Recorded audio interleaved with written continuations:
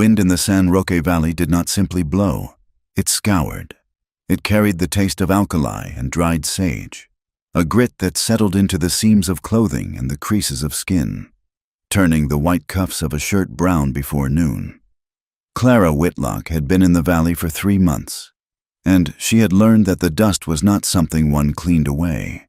It was something one endured, like the heat that shimmered off the hardpan or the silence that stretched between the scrub oaks. She stood on the porch of the small schoolhouse, watching the last of her pupils scatter into the afternoon haze. They were ranch children mostly, sons and daughters of men who looked at the sky with narrowed eyes, searching for rain that had not fallen in 2 years. Clara smoothed the front of her gray calico dress, a habit she had picked up since arriving, as if orderliness could hold back the chaos of the frontier.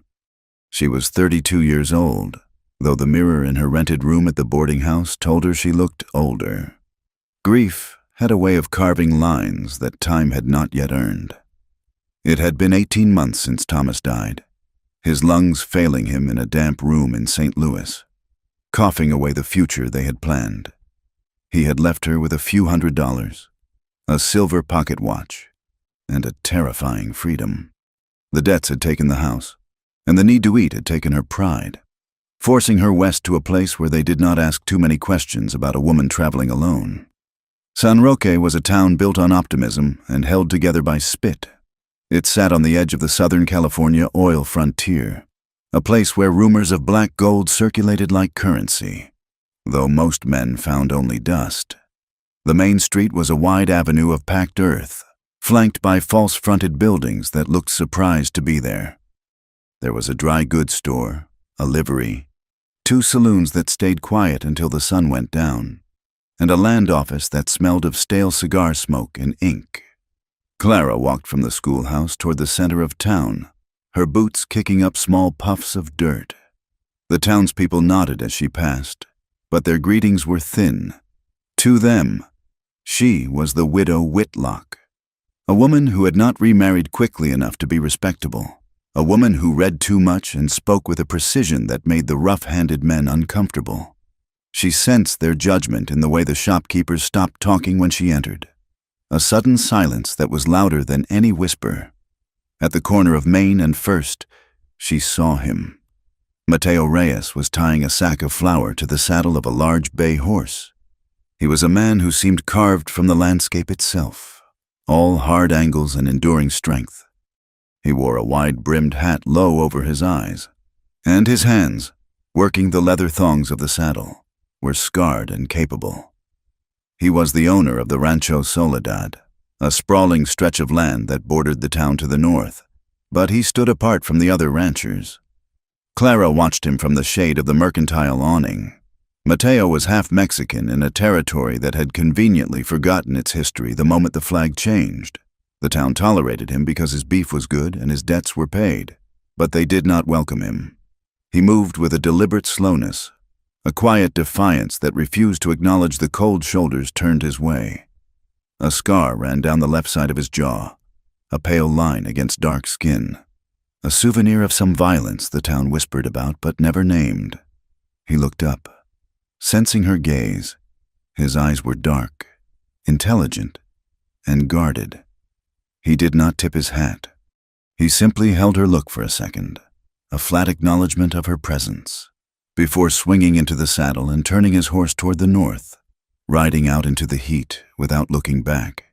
The environment he rode into was beautiful and cruel. The drought had turned the creek beds into jagged scars of cracked mud.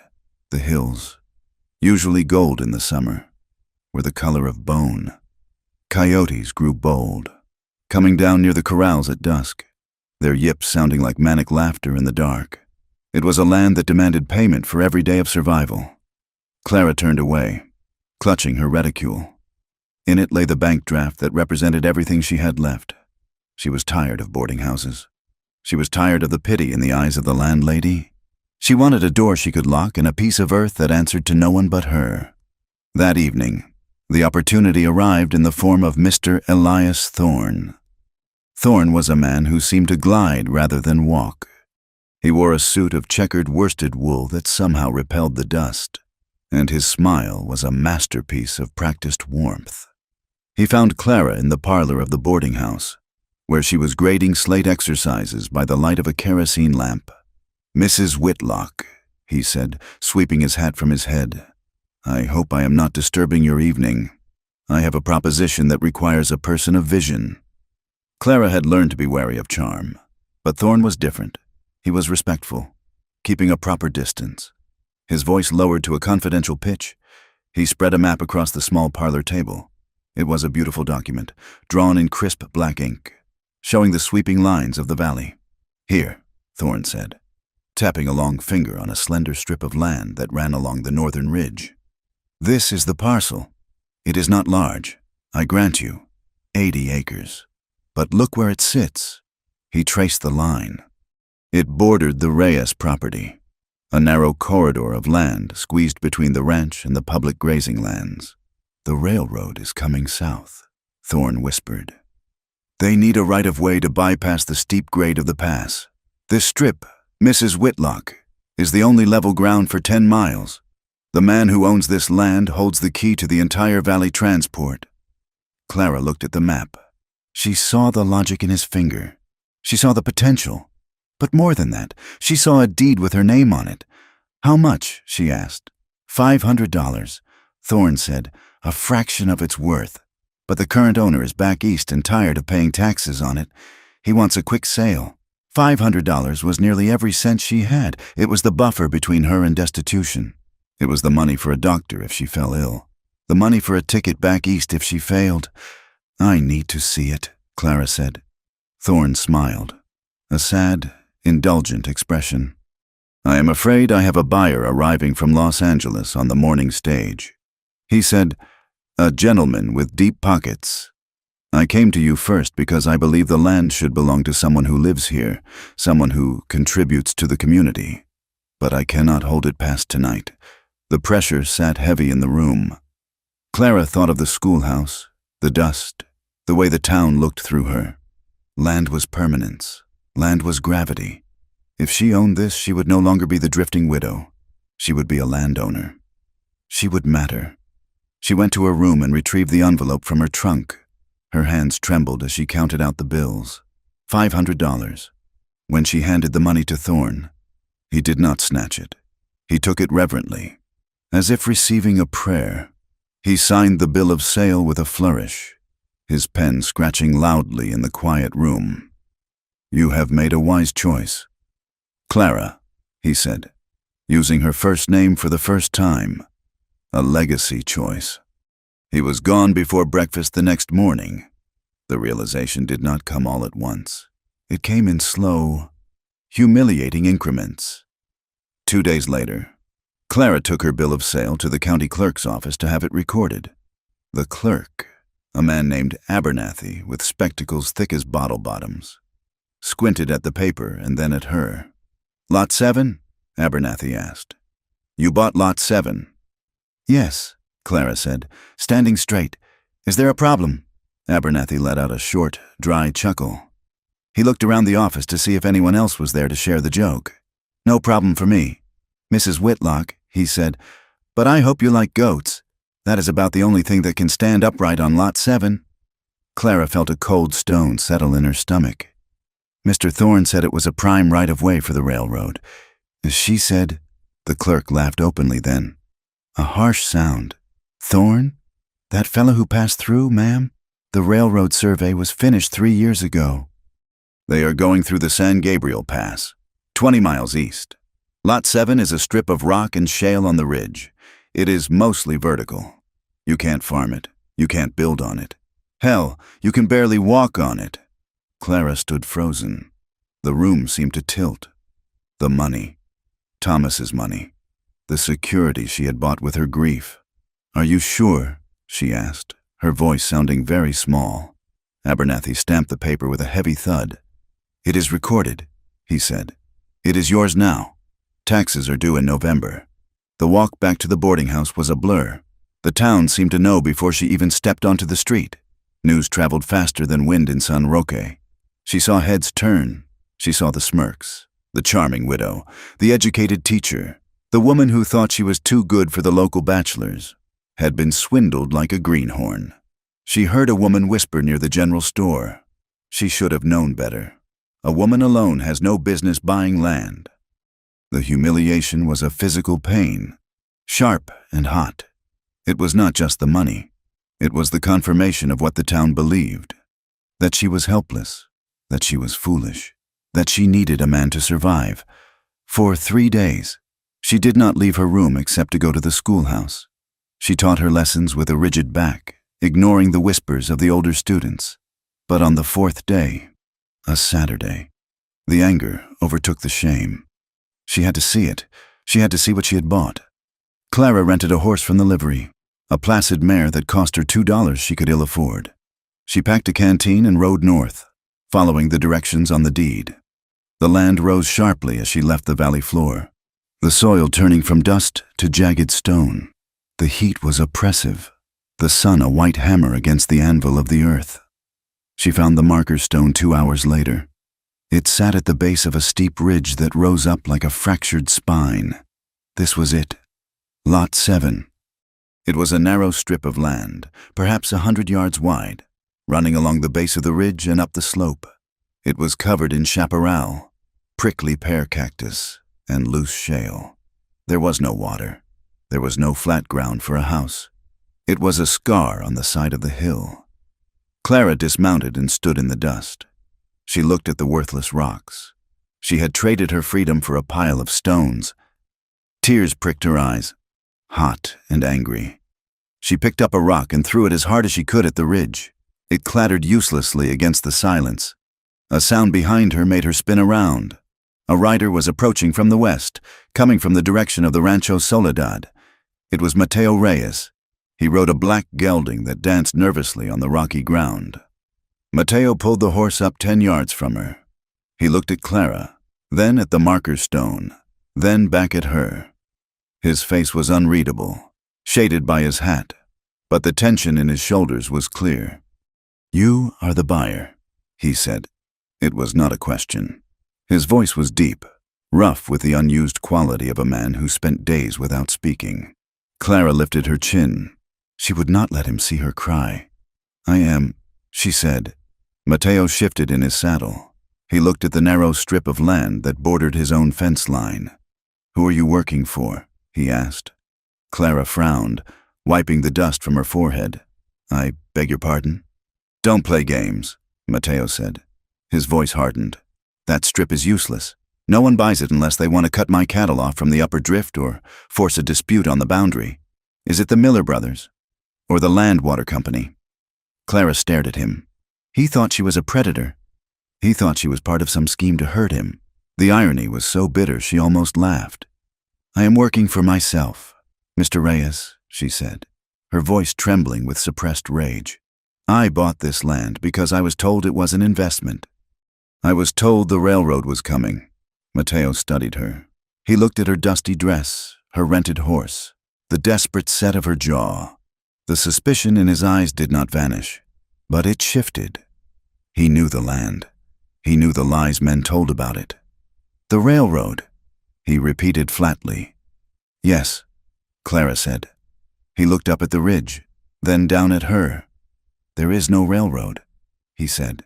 "The man who sold you this sold you wind." "I know that," Clara snapped. "I know that now." Mateo sat silently for a long moment. The wind whistled through the cactus between them.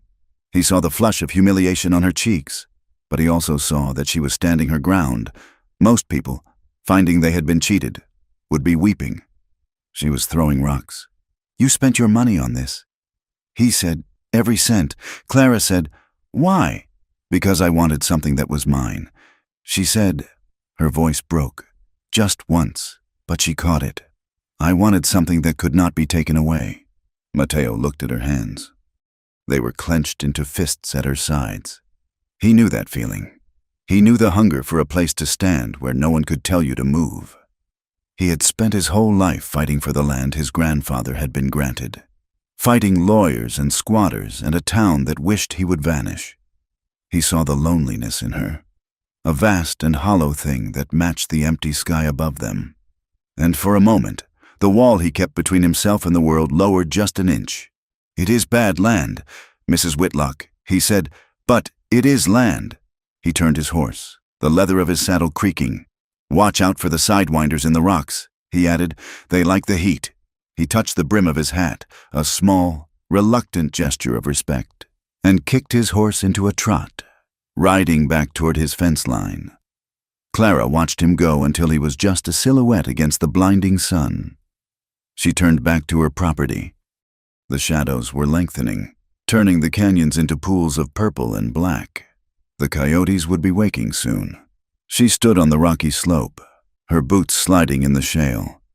She owned this. It was ugly, broken, and barren. It was a joke played on a desperate woman, but as she looked at the hard earth, she felt a strange, cold resolve settle in her chest. She had nothing left to lose. The town expected her to pack her bags. They expected her to vanish in shame, to run back east and admit defeat.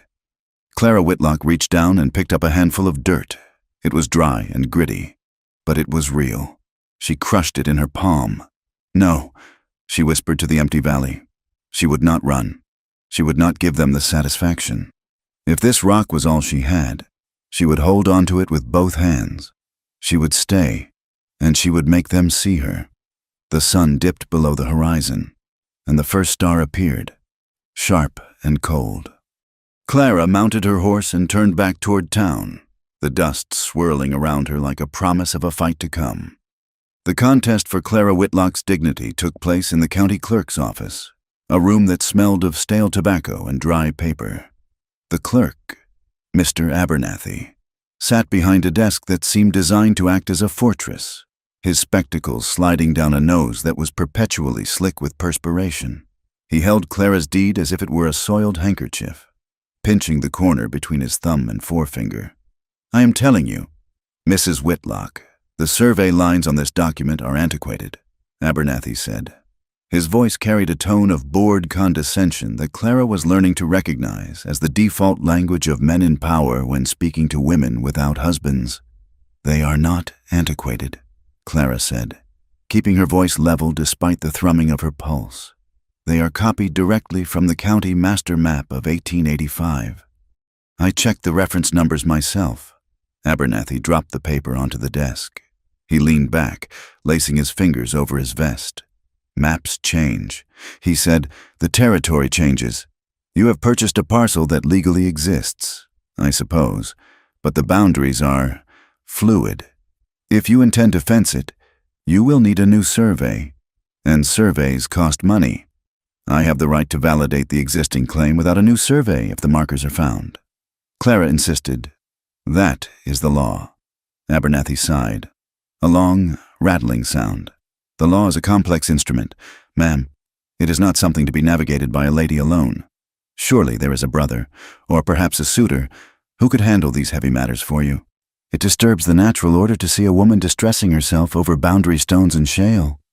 Clara felt the heat rise in her neck, a flush of anger that she willed down. She placed her hands flat on the desk, leaning forward until she forced Abernathy to blink.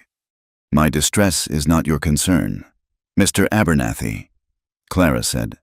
"My property rights are. I will locate the markers myself if I must. Until then, you will keep this deed on the active register. Do I make myself clear?" Abernathy picked up his pen, scratching at his ear with the feather end. "As crystal, Mrs. Whitlock, but do not blame me when the desert swallows your investment whole." While Clara fought her battle with ink and paper, Mateo Reyes was fighting a different war in the dim corner of the Gem Saloon.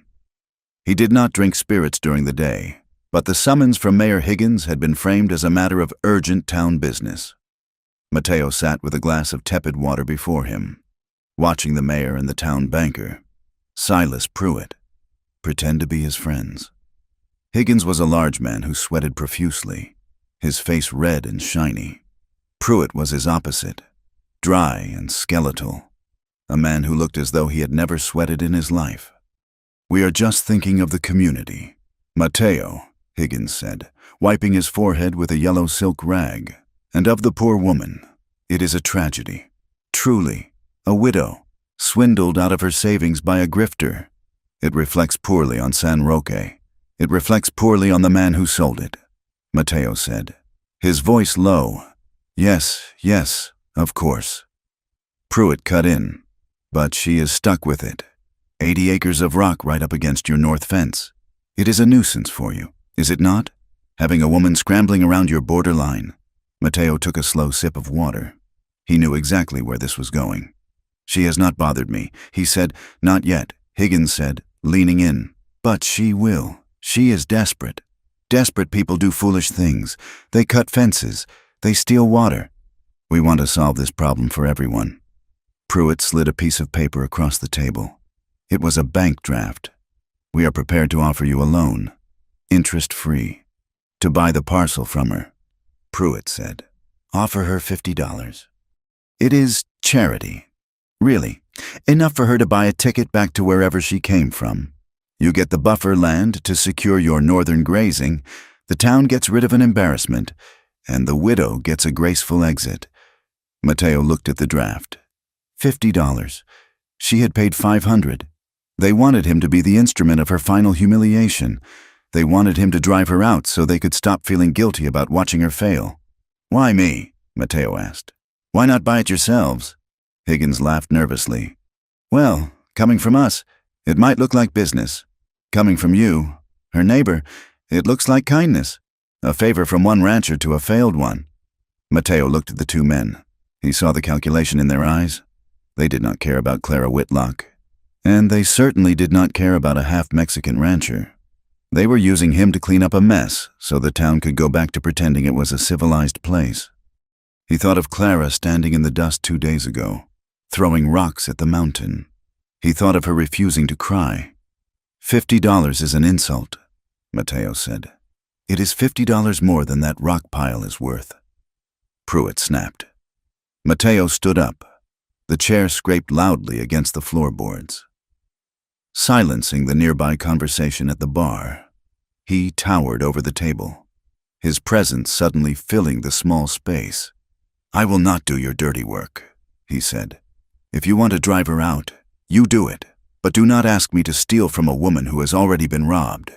He turned and walked out into the blinding afternoon sun, leaving the mayor and the banker staring at his back. He knew, with a heavy certainty, that his refusal had just cost him whatever thin tolerance the town council had for him. He had chosen the side of the outsider, and in San Roque, that was a dangerous place to stand. Clara, unaware that her fate was being debated in saloons, was following a thread of ink. After her encounter with Abernathy, she had gone to the telegraph office, spending precious coins to send inquiries to Los Angeles and Bakersfield about the man named Elias Thorne. The replies had trickled in over the last week, and they painted a picture that chilled her blood. Elias Thorne did not exist, but a man fitting his description, a smooth talker in a checkered suit, had been seen in the company of men from the Pacific Geo Trust, a shadow syndicate known for aggressive land acquisition in the Central Valley. Clara sat in her room, piecing the puzzle together. Why would a syndicate sell her land? If the land was valuable, they would keep it. If it was worthless, why go to the trouble of a complex swindle? The answer came on a Tuesday night, carried on the wind. Smoke. The alarm bell rang out from the church tower, a frantic, clanging rhythm that pulled the whole town from their beds. The fire was at the old Mission San Roque, a crumbling adobe structure on the edge of town that served as a makeshift archive for county records that predated the American occupation. Clara ran with the others, joining the bucket line that stretched from the horse trough. The air was thick with ash and the smell of burning history. The fire was small but fierce, eating through the dry timber of the roof in the archive room. "Save the books!" Father Costello shouted, his cassock stained with soot. "The records!" Clara did not hesitate, while the men fought the flames with water. She wrapped her shawl around her face and ducked under the smoking lintel. The archive room was an oven. Shelves of leather-bound volumes were beginning to curl in the heat. She grabbed armfuls of books, journals, and rolled maps, running them out to the safety of the courtyard. She went back 3 times, her eyes stinging, her lungs burning. until a timber crashed down and a pair of hands grabbed her waist, hauling her back. "That is enough." "Mrs. It is too dangerous." It was the blacksmith who held her, but Clara pulled away, dropping to her knees beside the pile of salvaged documents. She spent the rest of the night guarding them, wiping soot from the vellum covers as the fire died down to glowing embers. In the gray light of dawn, as the townspeople drifted away, Clara began to sort through the chaotic pile she had saved. She opened a scorched leather portfolio, its edges black and crumbling. Inside were maps drawn by the Franciscan friars in the 1820s, and later notes added by early American surveyors in the 1850s. One map caught her eye. It depicted the northern ridge, the very ridge that crossed her land and Mateo's. She squinted at the faded ink. The topography was familiar, but there were notations she had never seen on the modern maps. Small crosses marked along the fault line, and a phrase written in elegant, looping Spanish script, "Ojo de Brea, Eye of Tar," beneath it, in a cramped, hurried English hand from a later decade. Someone had written, "Seepage heavy in summer heat, black earth combustible, potential vast." Clara stopped breathing for a moment. She looked at the date on the English note, 1852. Then she looked at the signature. It was illegible, smeared by time or water. Thorne had not sold her the land because it was worthless. The syndicate had used her.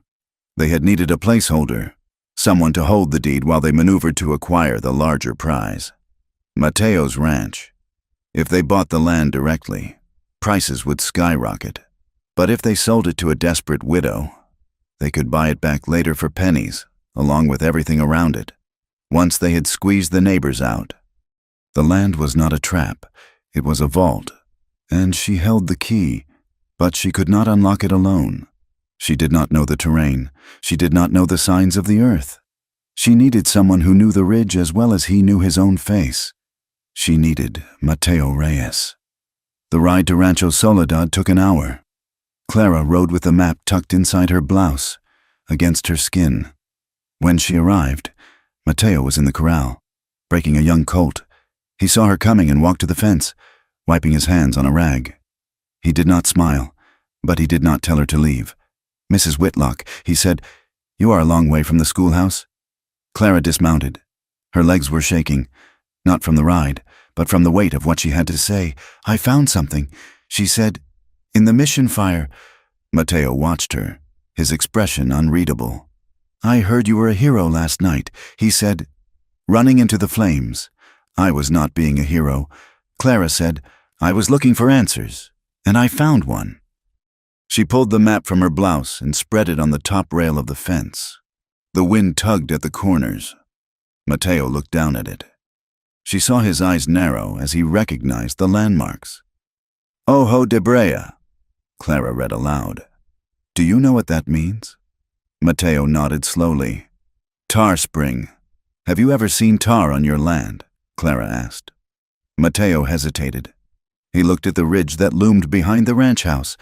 "There are stories," he said. "My grandfather used to say the Indians used the black mud to seal their baskets. But I have never seen a spring. Just stains on the rocks." Clara pointed to the English note.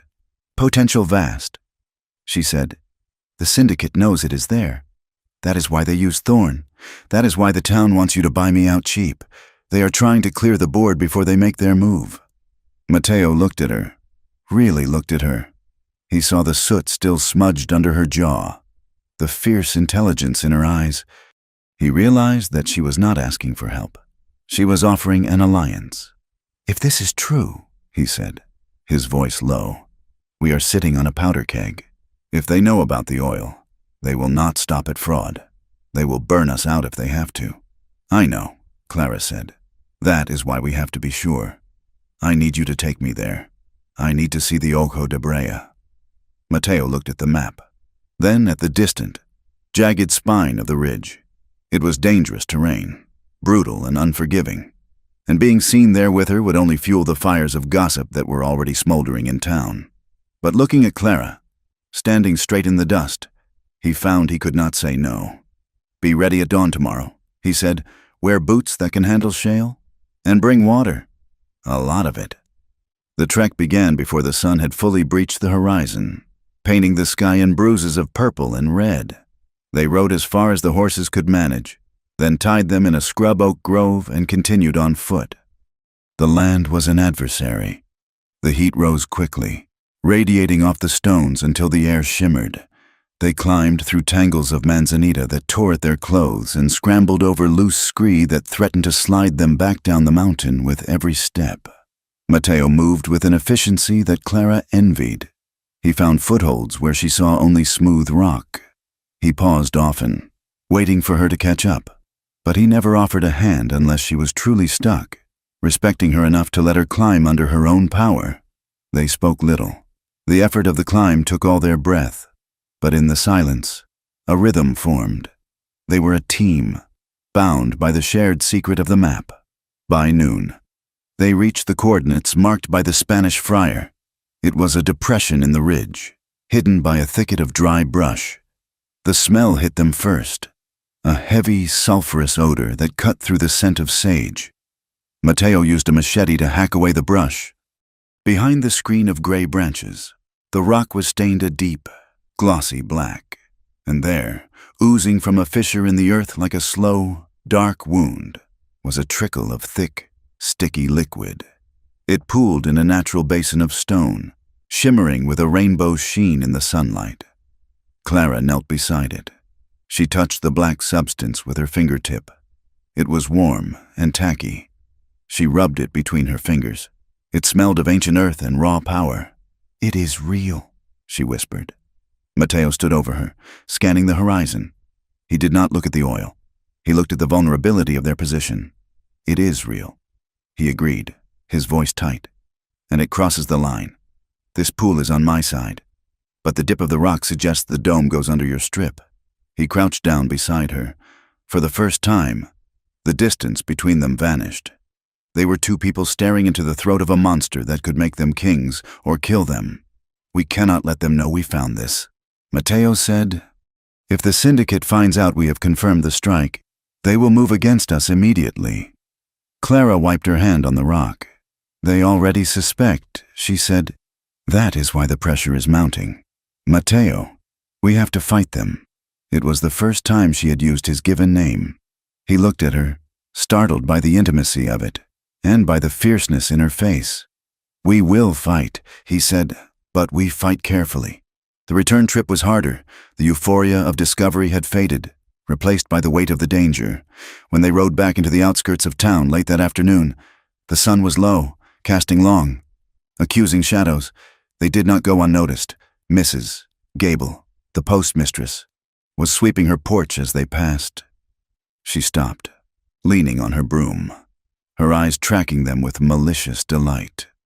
Clara saw the curtains twitch in the windows of the boarding house. The whispers began before the dust had settled. She was with him all day, alone, up in the hills. The narrative shifted from the foolish widow to the scandalous woman. They said Mateo was using her, that he was taking advantage of her desperation to expand his ranch. They said Clara was selling her virtue for a roof over her head. The prejudice against Mateo, always a low hum, rose to a shout. He was no longer just the outsider. He was the predator. That night, Clara did not go back to the boarding house. She could not face the landlady's pursed lips. Instead, she stayed at the ranch, in the small guest room that Mateo's mother had once used. They sat in the main room of the ranch house, a simple, sturdy space with whitewashed adobe walls and heavy wooden beams. A fire crackled in the hearth, fighting the chill of the desert night. Mateo poured 2 cups of coffee, strong and black. They sat at the table. The map spread out between them again, but they were not looking at the map. "They are going to try to ruin you," Clara said softly. "Because of me?" Mateo swirled his coffee. "They have been trying to ruin me since I was born." He said, "My father was American. My mother was Mexican. To the Americans, I am a Mexican. To the Mexicans, I am a gringo. I am used to not fitting in their boxes." He looked at Clara. "But you are not used to this. You are a lady. You had a place in the world. I had a place in a world that is gone." Clara said. She looked down at her hands, still stained with the faint residue of the oil. "I was a teacher. I was a wife. Now I am just the woman who got scammed." She looked up, and her eyes were wet. I was so ashamed. Mateo. When I realized what I had done, I felt like a child who had lost her penny. I thought I was so smart, so independent, and I walked right into their trap. Mateo reached across the table. He did not take her hand, but he covered it with his own, his palm rough and warm against her skin. "You are not a child," he said, "and you are not a fool. A fool would have run away. You stayed. You climbed that ridge." His thumb brushed the back of her hand. The touch was electric, startling them both. The air in the room suddenly felt very thin, very charged. Clara looked at him, seeing the man beneath the reserve. She saw the exhaustion in his eyes, the loneliness that mirrored her own. She saw a man who had built a fortress around himself to survive, just as she was trying to do. Mateo. She breathed. He leaned in, drawn by a gravity he could not name. His face was inches from hers. She could see the fine lines around his eyes, the texture of the scar on his jaw. She could smell the sage and leather and the faint, smoky scent of the fire. It would be so easy to close the distance, to let the fear and the adrenaline resolve into something softer, something they both starved for. But Mateo pulled back. He withdrew his hand, his jaw tightening. He stood up, walking to the window. "I cannot," he said, his voice rough. "I cannot do that to you. If I touch you, the town will destroy you completely. They will say every lie they invented is true." Clara stood up. She wanted to tell him she didn't care about the town. She wanted to tell him that his respect meant more to her than their politeness. But she knew he was right. They were walking a knife's edge. One slip, and they would both fall. "We should sleep," she said, her voice trembling. "We have work to do tomorrow," Mateo nodded, not turning around. "Good night, Clara. Good night, Mateo."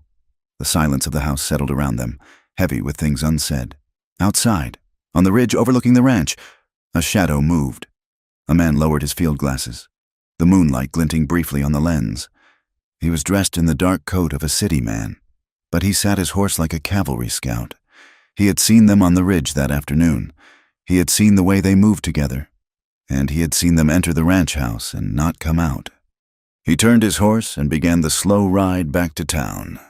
The syndicate would be interested to know that the widow and the rancher were no longer just neighbors. They were partners, and partners were dangerous. The time for buying them out was over. The time for breaking them had begun. The assault began not with guns, but with paper and silk. 3 days after Clara Whitlock and Mateo Reyes stood over the seeping wound of the earth on the high ridge, the Pacific Geo Trust made its move. They did not come as a single force. They came as a hydra, splitting their heads to strike at 2 different throats. For Clara, the attack arrived in the form of Mr. Frederick Sterling. He came to the schoolhouse just as she was dismissing the children for the noon meal. Sterling was a different breed than the ghostly Elias Thorne. Thorne had been a grifter, a man of cheap suits and cheaper smiles. Sterling was oak and iron, dressed in a black frock coat that absorbed the sun, carrying a briefcase of polished cordovan leather. He waited by the hitching post, watching the children run past him. When Clara emerged, wiping chalk dust from her hands, he tipped his hat with a precision that felt more like a blade being drawn than a greeting. "Mrs. Whitlock," Sterling said. His voice was a rich baritone, the kind of voice that sounded reasonable even when it was lying. "I represent a consortium of investors from San Francisco. I believe we have mutual interests." Clara stood on the porch, feeling the dry wind lift the hem of her skirt. She knew who he was. She had seen men like him in St. Louis, men who spoke of progress while they carved up the world for profit. "I am not selling, Mr. Sterling," Clara said, cutting him off before he could begin his preamble. Sterling chuckled, a low, indulgent sound. He walked up the steps, invading her space with practiced ease. "Come now, Clara. May I call you Clara? We are all adults here. You bought a patch of rock from a charlatan. You have been embarrassed. The town laughs at you. My employers are sensitive to your plight. They wish to correct this error." He opened his briefcase and pulled out a document. It was a deed transfer, already drafted. Beside it, he placed a bank draft. $1,000, Sterling said. Clara stared at the paper. $1,000. It was double what she had paid. It was enough to leave San Roque. It was enough to return to the east, to buy a small cottage, to disappear into a life of quiet, respectable widowhood where no one knew she had been a fool. For a heartbeat, the temptation was so strong it made her knees weak. She could end the struggle. She could sleep through the night without the gnawing fear of poverty. But then she remembered the black pool on the ridge. She remembered the heat of the stone and the look in Mateo's eyes when he touched the earth. "If the land is worthless rock," Clara said, her voice steadying, "why would you pay double its value?" Sterling's smile did not waver, but his eyes grew cold. "We are building a future, Mrs. Whitlock. We need the right-of-way for pipelines, for access roads. Your little strip is a pebble in our shoe. We are paying you to remove the pebble." "It is not a pebble," Clara said. "It is a key, and I think the lock it opens is worth a great deal more than $1,000. Sterling snapped the briefcase shut. The sound was like a gunshot in the quiet schoolyard. "You are listening to the wrong people," he said softly. "You are listening to a half-breed rancher who thinks he can stand in the way of industry. Do not mistake our generosity for weakness. If you do not take this offer, the next one will be zero, and by then, you will be begging us to take the land." Clara gripped the railing of the porch. "I believe our business is concluded," she said. Sterling touched the brim of his hat. "For today," he said, while Sterling was laying his trap of gold. The syndicate sent a different messenger to the Rancho Soledad. Mateo was repairing a section of fence along the creek bed when two riders approached. They did not ride the hired nags of the livery. They rode heavy, corn-fed quarter horses, the kind used by stock detectives and regulators. Mateo did not stop working. He twisted the wire tight with his pliers, the metal biting into the cedar post. He felt the weight of the Colt revolver on his hip, a heavy reassurance he had started carrying again since the fire at the mission. The riders stopped 10 feet away. One was a man Mateo knew by reputation, Jack Silas, a regulator who had worked for the cattle barons in Wyoming during the range wars. He had eyes like flint and a smile that showed too many teeth. "Afternoon. Reyes," Silas said. Mateo turned slowly. He wiped the sweat from his eyes with his forearm. "Silas." "We bring greetings from the association," Silas said, leaning on his saddle horn. "They are worried about you. They hear you are getting distracted, spending time on rock piles instead of tending to your beef." "My beef is fine," Mateo said. Silas looked around the ranch, his gaze lingering on the barn, the water tower, the house. "It is a dry year," Silas said. "Things catch fire easily. Cattle get sick. Fences get cut. A man needs friends in times like these. The association wants to buy your northern range. The rocky part. It is not for sale," Mateo said. Silas sighed. He spat a stream of tobacco juice onto the dry earth near Mateo's boot. "That is the wrong answer. Friend, you see, the law is a tricky thing. Sometimes it protects a man. Sometimes it forgets he exists. You do not want to be forgotten, do you? Not with your history." Mateo stepped forward, the wire cutter still in his hand. "Get off my land," he said. Silas laughed, but he backed his horse up a step. "We are going. But think on it. Reyes, the widow cannot save you. She will sell the moment the heat gets high, and then you will be all alone." The war of nerves escalated the next morning. Sheriff Vance, a man with a heavy gut and a conscience light enough to be bought for the price of a poker stake, rode out to the Rancho Soledad. He did not come to investigate the threats. He came to inspect the brand records. He spent 4 hours going through Mateo's books, questioning every calf, every sale, every transfer. He measured the height of the loading chute, claiming it was 2 inches below the county safety ordinance. He fined Mateo $50 for improper disposal of manure near the creek, a violation that every rancher in the valley committed daily without consequence. It is just the law. Mateo, Vance said, handing him the citation. We have to be vigilant. Mateo took the paper, his face a mask of stone. He knew what this was. It was the death of 1,000 cuts. They would drain his money with fines, tie him up with bureaucracy, and exhaust him before the first shot was fired. Meanwhile, Clara found herself standing before a judge in the county seat. The syndicate had filed a motion challenging the validity of her deed. Their lawyer, a man with a voice like dry leaves, argued that the original Spanish land grant from 1840 had been partitioned incorrectly in 1872. They claimed that Clara's strip, Lot 7, was a clerical error, a phantom parcel that existed on paper but overlapped with the public grazing trust. It was a lie. Clara knew it. The map she had saved proved it. But the law was not about truth. It was about procedure. Judge Miller, a man who dined frequently with the investors from San Francisco, looked over his spectacles at Clara. This is a complex matter, Mrs. Whitlock. Miller said, the provenance of this land is murky until a full survey can be conducted by a court-appointed engineer. The title is considered under dispute. You may not build, dig, or alter the terrain. But that could take months, Clara protested. The wheels of justice turn slowly. Madam, Miller said. Next case. Clara walked out of the courthouse into the blinding sun. She felt the trap snapping shut. They were not just trying to steal the land. They were freezing her out. They knew about the oil. They knew that if she could not dig, she could not prove the strike. And if she could not prove the strike, she would starve before the court ever heard her case. She met Mateo that evening at the edge of town, in the shadow of an old oak tree where they would not be easily seen. The stress was etched into his face, deepening the lines around his mouth. They find me again, Mateo said, and they are holding my cattle shipment at the railhead. Quarantine inspection. They say my steers might have ticks. It is a siege, Clara said. She told him about the court order. They are trying to bleed us dry. Mateo looked toward the darkening hills. We need to bind the land, he said. If your deed is shaky, we anchor it to mine. What do you mean? Mateo drew a line in the dirt with a stick.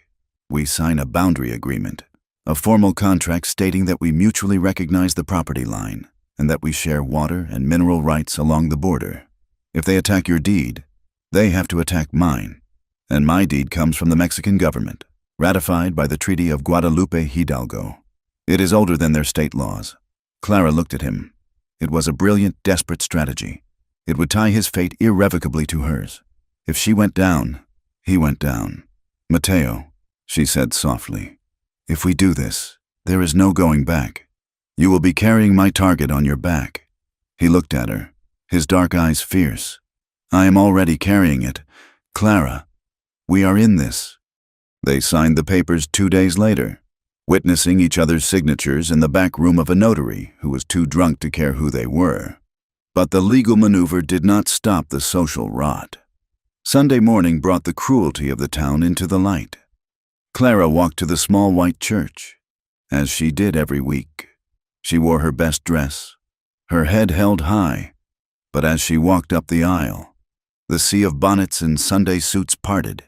No one spoke, no one nodded. Women she had taken tea with turned their backs. The choir director, Mrs. Higgins, pointedly moved her music stand to block Clara's view.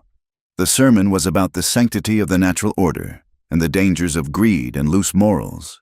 The Reverend did not use her name, but he did not have to. Every word was a stone thrown in her direction. When the service ended, Clara walked out alone. She stood on the steps, waiting for someone, anyone, to say good morning.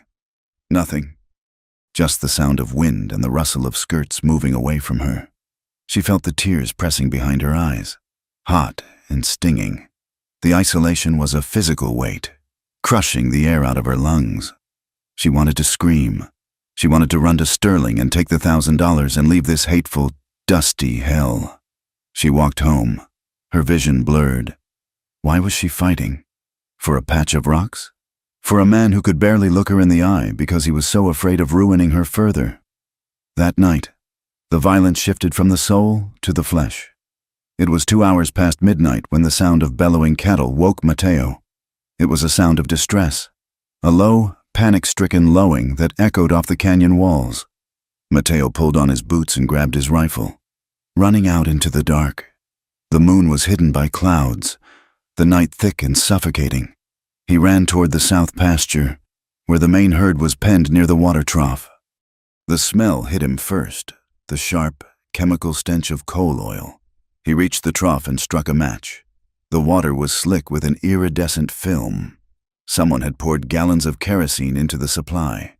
The cattle were milling around, thirsty but terrified by the smell, but the silence from the upper corral was what chilled his blood.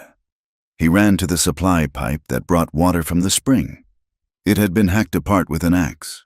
The water was soaking into the thirsty dust, mud forming a useless puddle where the lifeblood of the ranch should have been flowing.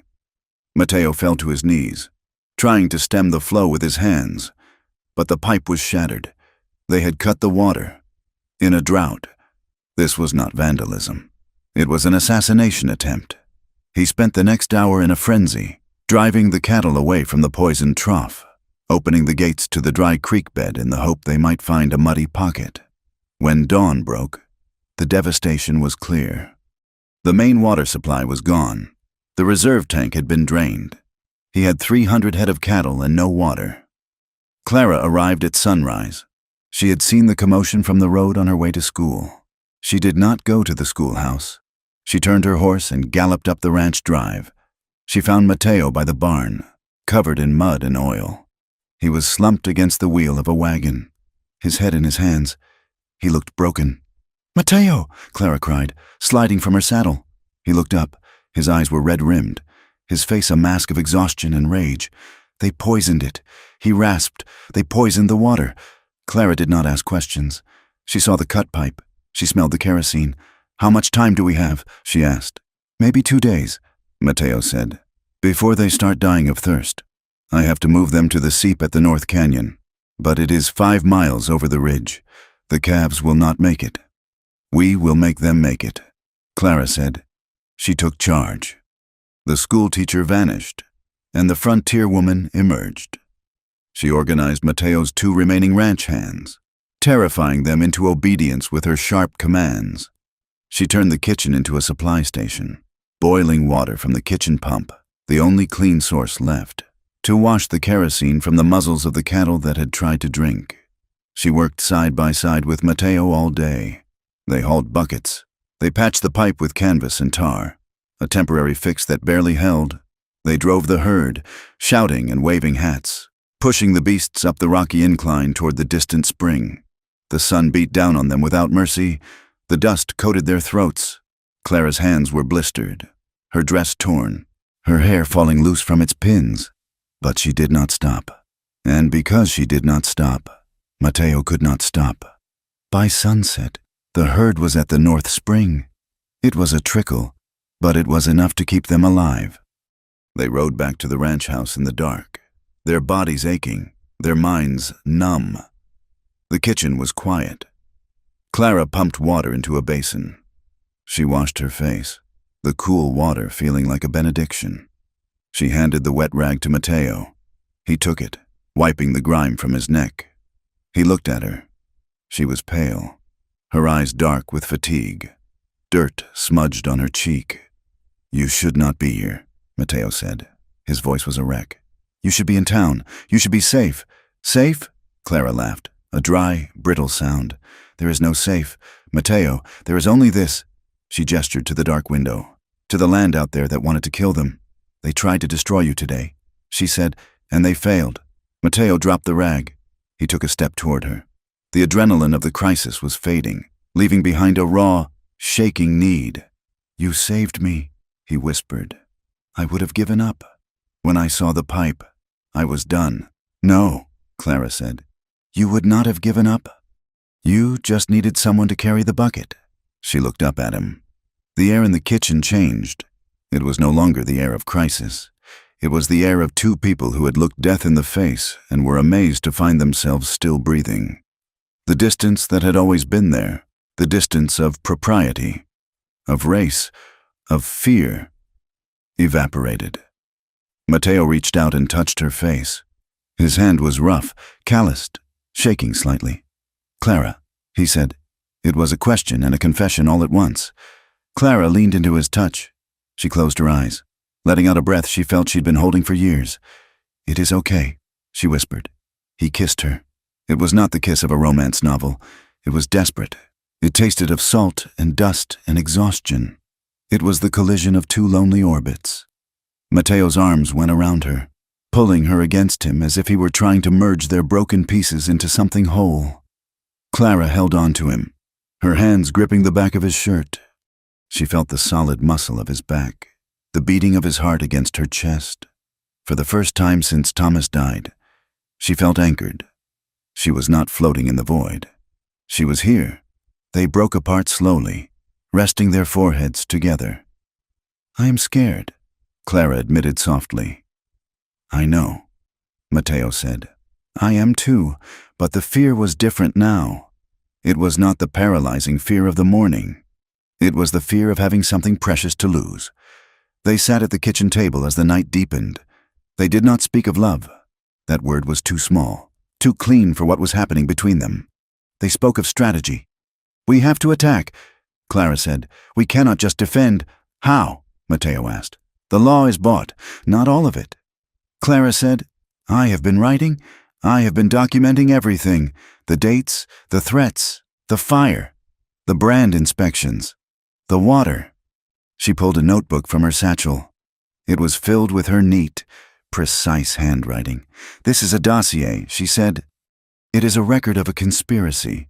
If we can get this to a federal judge, someone outside the county, someone in Sacramento or San Francisco, we can bypass the local courts.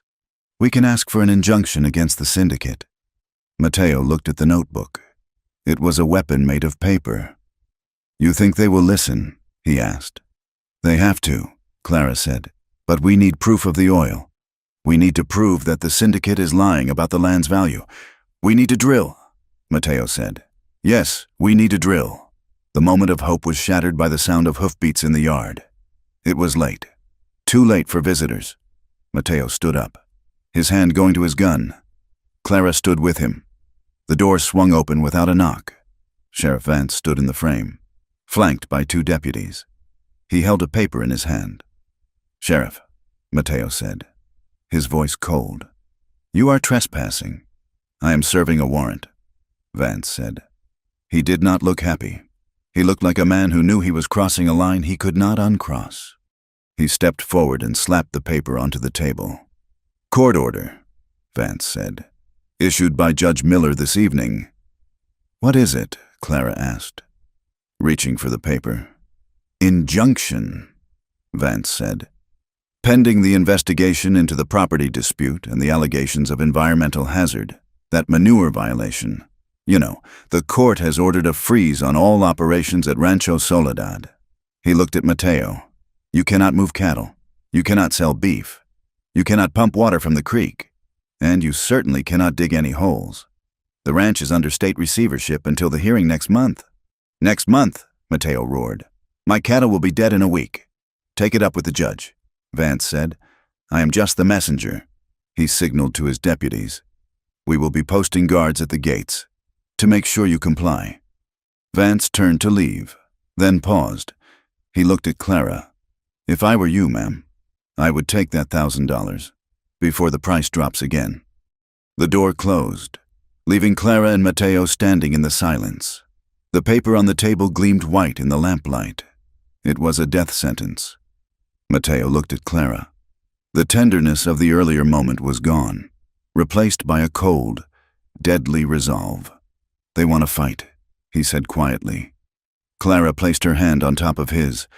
"Then we give them one," she said. She picked up the notebook.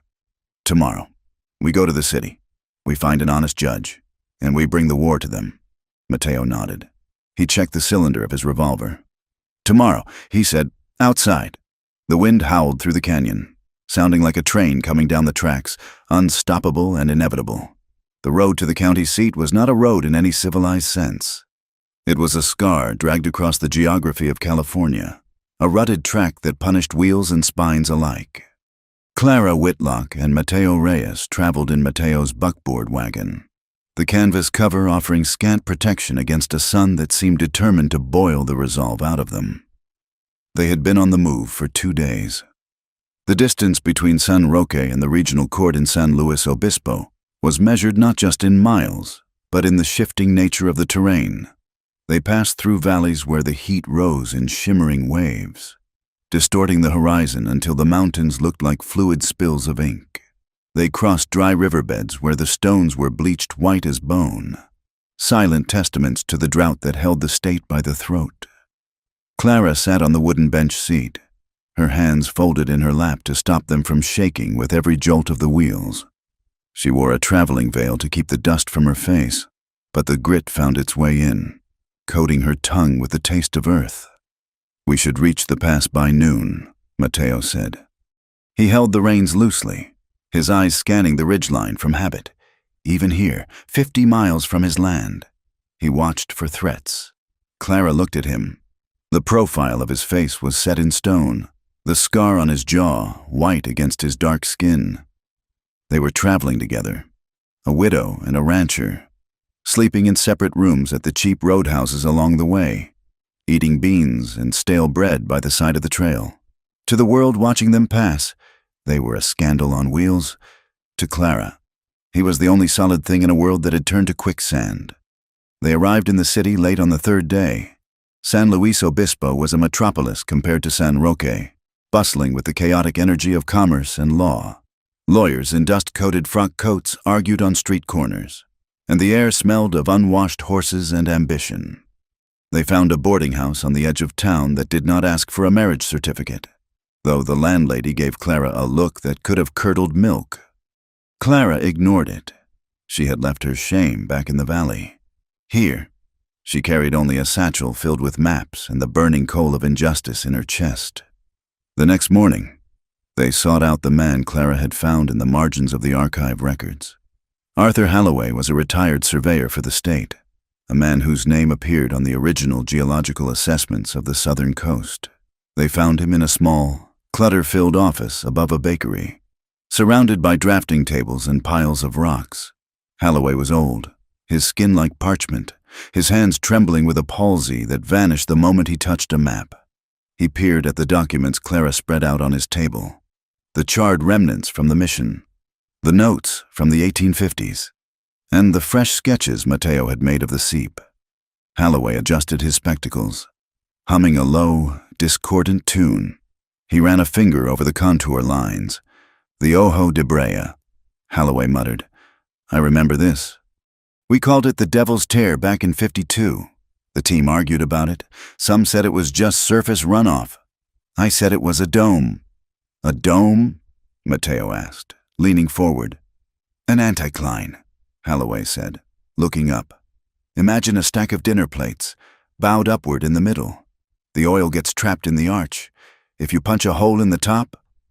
He made an exploding motion with his hands. "The syndicate knows this," Clara said. "They are buying up the land on both sides of the boundary line." Halloway nodded, his expression darkening. "They are thorough, and they are hungry. If the structure is as large as these old gravity surveys suggest, you are sitting on one of the largest fields in California." "Will you testify?"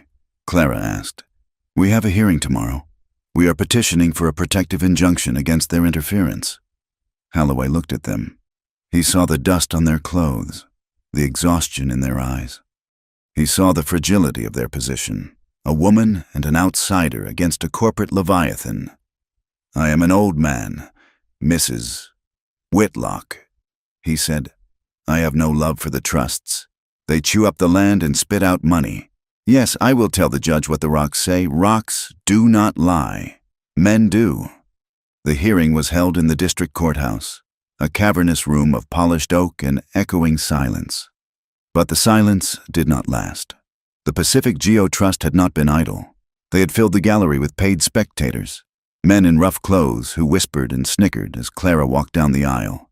The judge, a man named Thornton with a beard like a gray spade, sat high on the bench.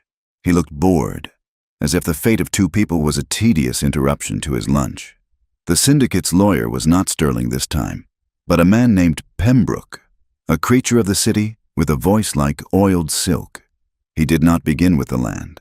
He began with the people.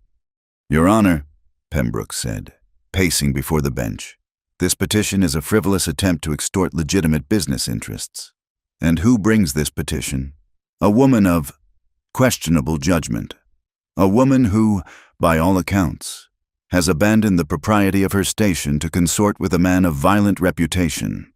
Objection! Clara's attorney, a nervous young man she had hired with her last few dollars, squeaked. Pembroke waved a hand dismissively. "I merely speak to credibility. Your Honor, Mrs.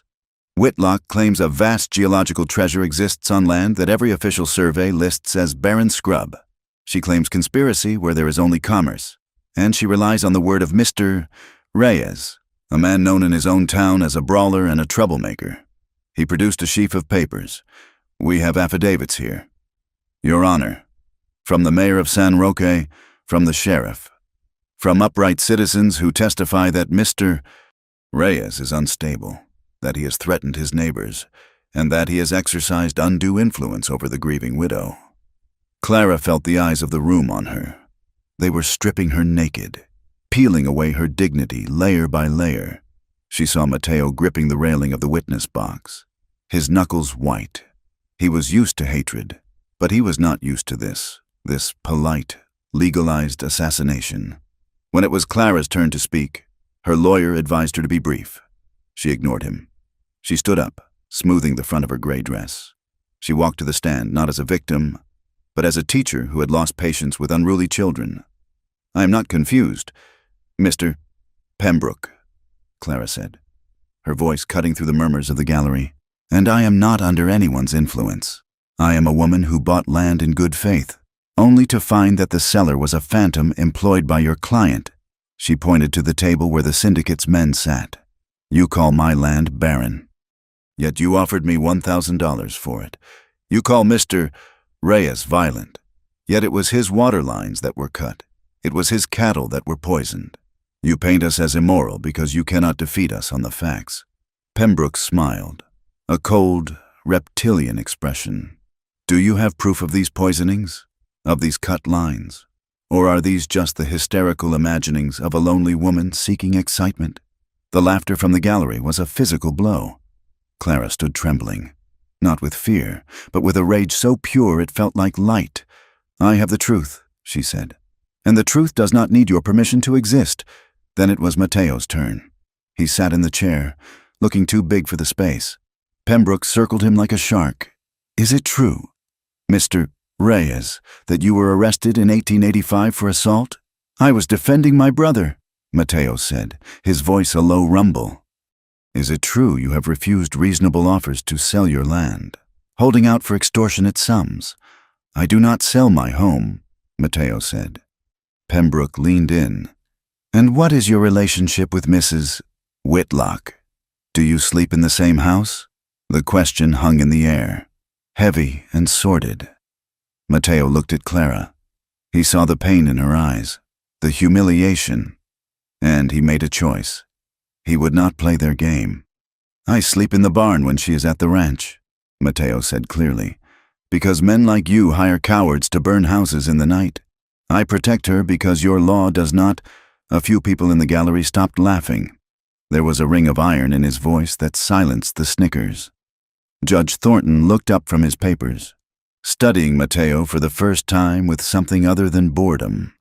Holloway, the surveyor, took the stand last. He spoke of anticlines and tar seeps. He laid out the science. Pembroke tried to discredit him as senile, but Holloway's expertise was a fortress. When the hearing ended, there was no gavel bang of victory. Judge Thornton rubbed his temples. "I will take this under advisement," he said. "I am ordering a temporary stay on any land transfers until a court-appointed surveyor can review the site. But I am warning you, Mrs. Whitlock. Mr. Reyes. If this is a fabrication, I will hold you in contempt. It was not a win, but it was not a loss.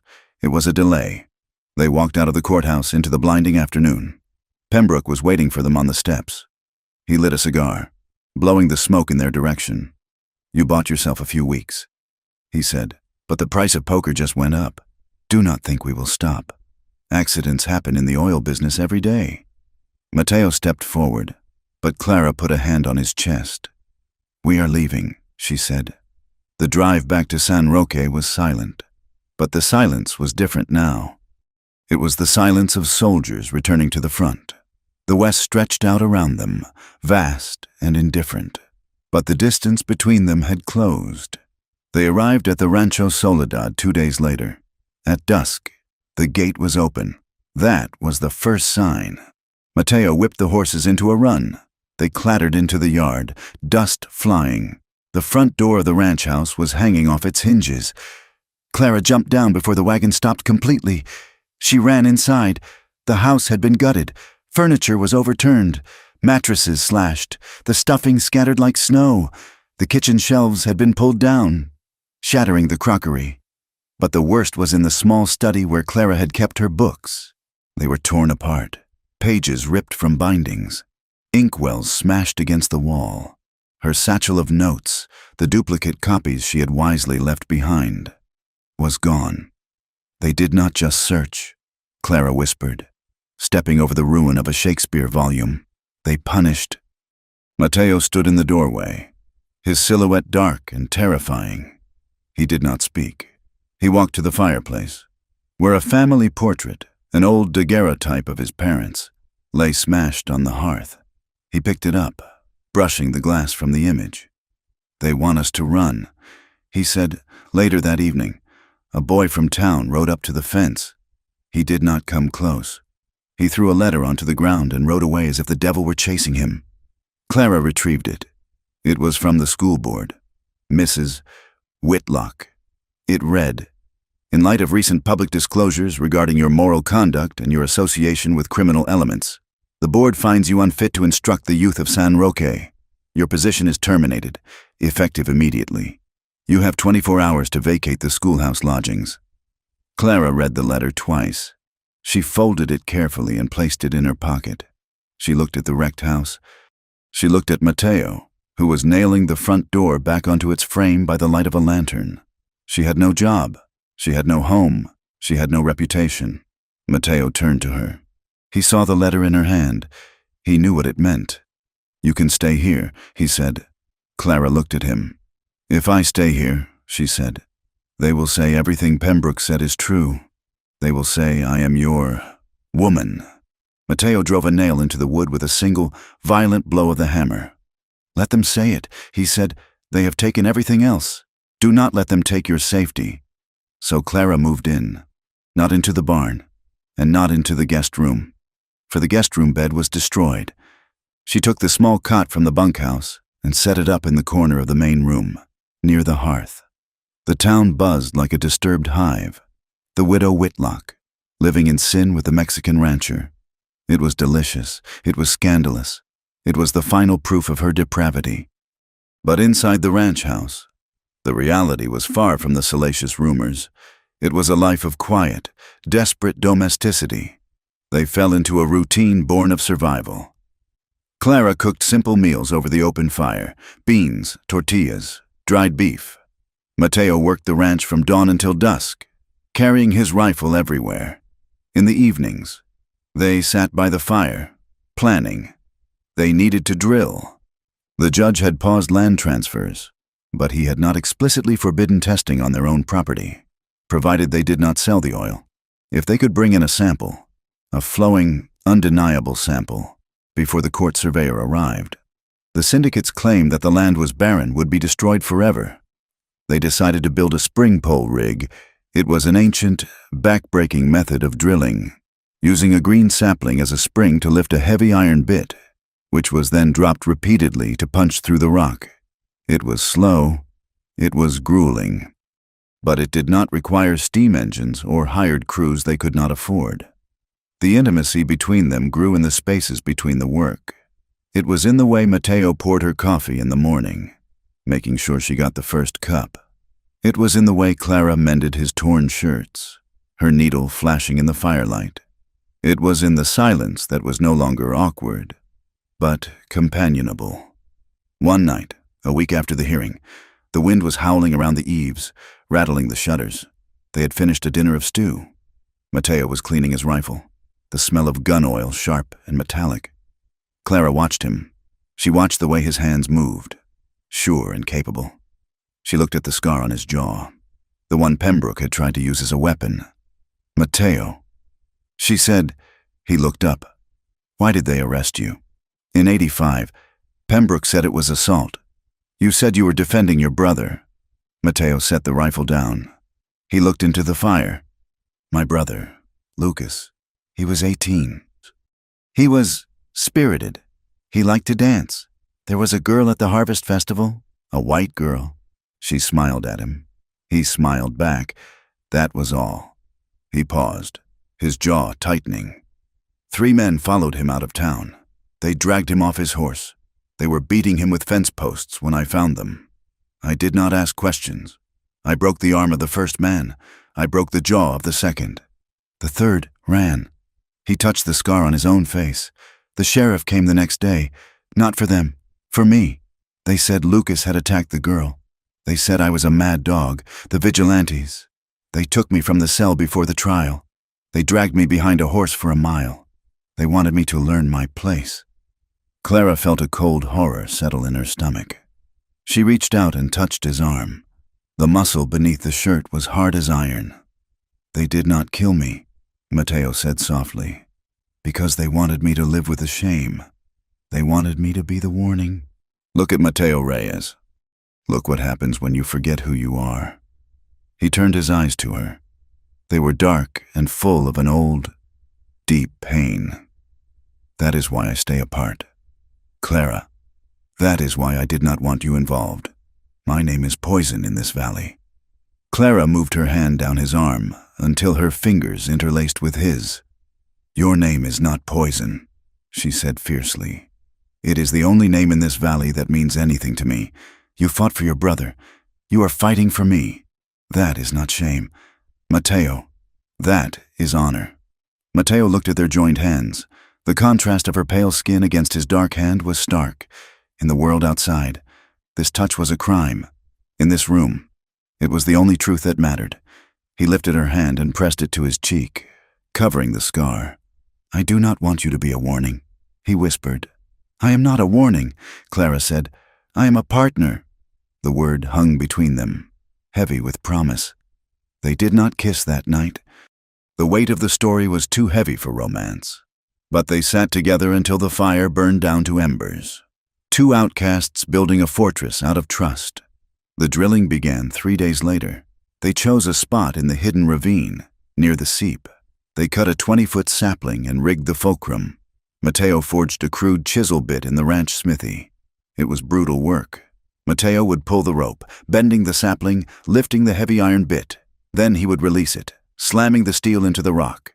Thud, thud, thud. Clara worked the baler, a hollow tube used to scoop out the pulverized rock and water.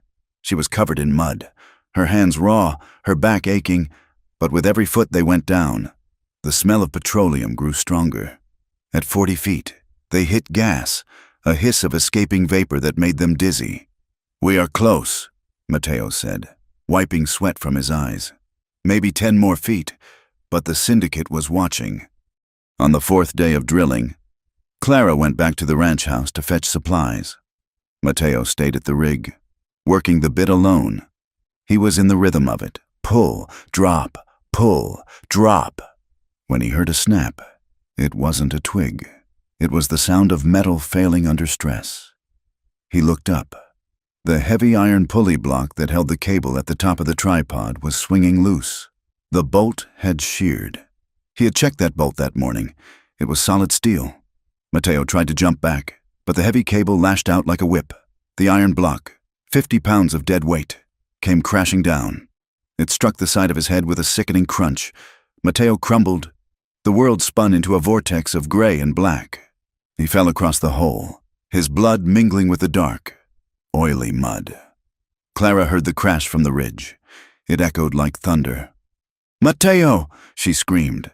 She dropped the water pails and ran.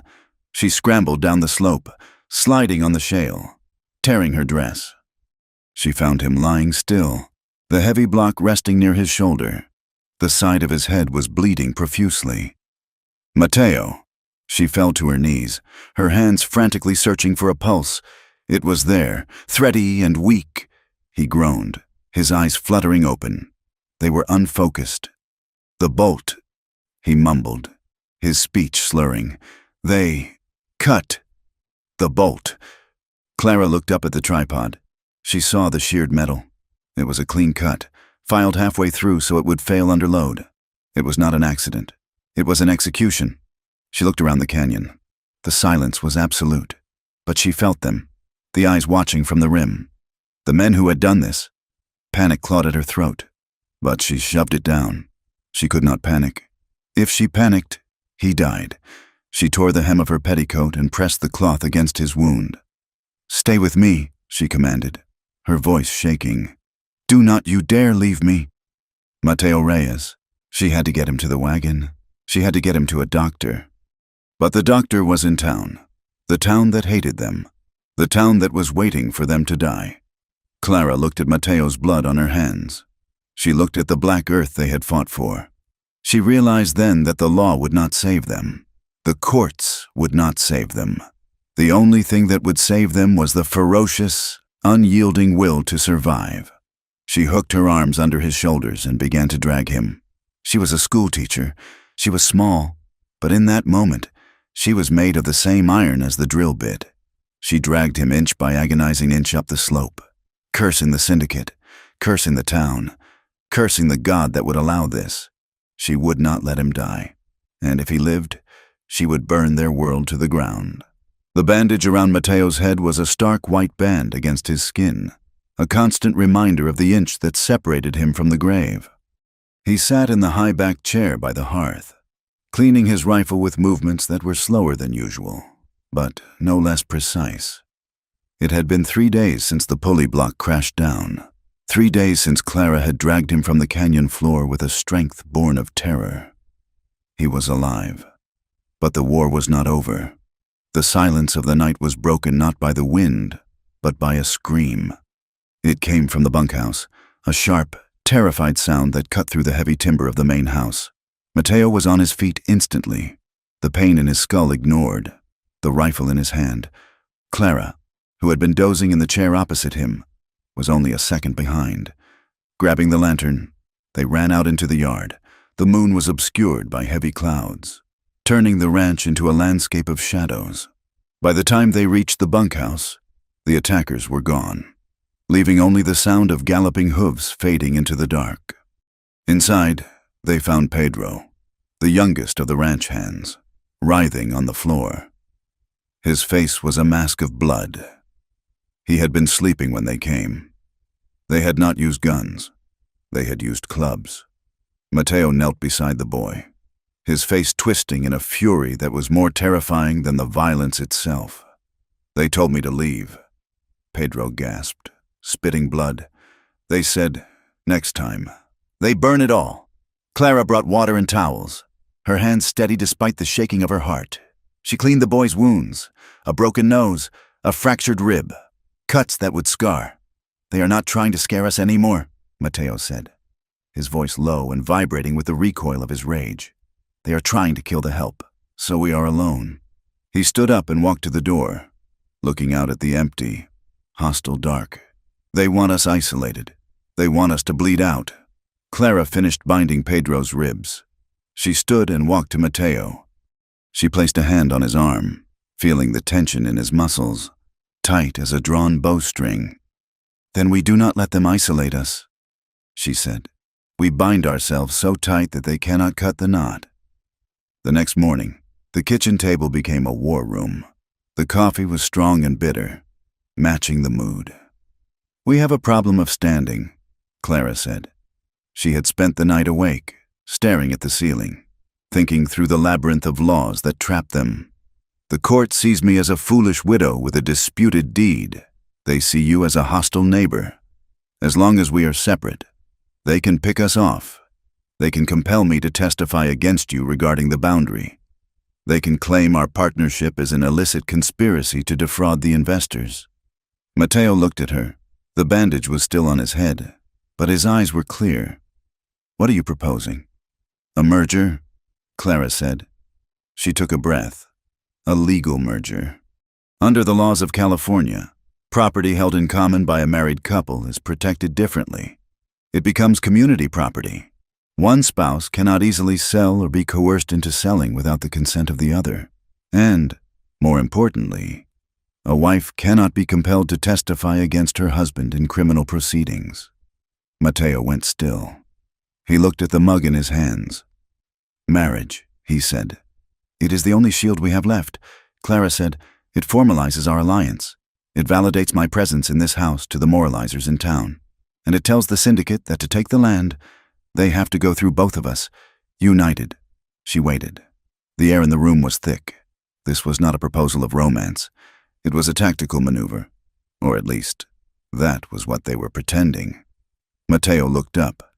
Do you know what you are asking? He said. To marry me is to paint a target on your back that will never wash off. You will not just be the widow who made a bad deal. You will be the wife of the half-breed. You will be a pariah. If we lose this, if they win, you will have nothing. No reputation. No future back east. You will be chained to a ruined man. Clara reached across the table. She took his hand. I am already a pariah, Mateo, and I am already chained to this land. She squeezed his fingers. I am not afraid of the target. I am afraid of losing. I am afraid of them winning because we were too proud to do what was necessary. Mateo turned his hand over, gripping hers. We do not do this for love, he said, his voice rough. We do this for war. Clara looked him in the eye. For war. She agreed. But as she said it, she knew it was a lie. And looking at him, she knew he knew it too. They were married 2 days later by a circuit judge in a dusty office in San Luis Obispo. There were no flowers. There were no guests. Clara wore her gray traveling dress. Mateo wore a clean shirt and his dark coat. When they said the words, they did not look at the judge. They looked at each other, their gazes locking with a ferocity that startled the official. I do, Mateo said, and it sounded like a threat to the world. When they signed the certificate, the ink was barely dry before Clara began the next phase of the offensive. She did not go back to the ranch immediately.